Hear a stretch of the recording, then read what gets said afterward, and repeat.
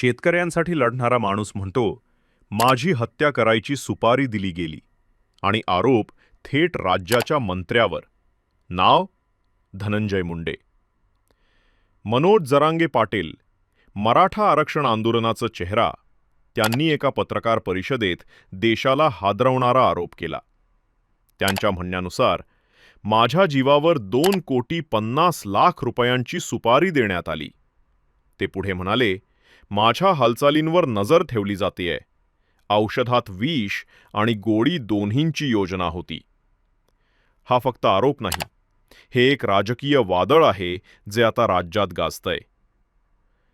पोलिसांनी 2 जणांना चौकशीसाठी ताब्यात घेतलंय. मात्र धनंजय मुंडे यांनी हे सर्व आरोप फेटाळलेत. त्यांचं म्हणणं आहे, हा माझ्या राजकीय कारकिर्दीला डाग लावण्याचा प्रयत्न आहे. पण प्रश्न इथे संपत नाही.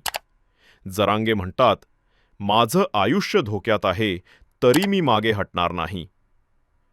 राजकारण आता एवढं विषारी झालंय की सामाजिक लढा लढणाऱ्यालाही धोका ठरतोय. सत्ता, पैसा आणि सूड या तिघांच्या खेळात जरांगे नावाचं बळी ठरणार का?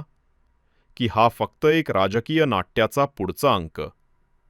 हा प्रश्न तुमचाही आहे. सत्य कोणाचं? जरांगेचं की मुंडेंचं? कमेंट्स करा तुमचं मत.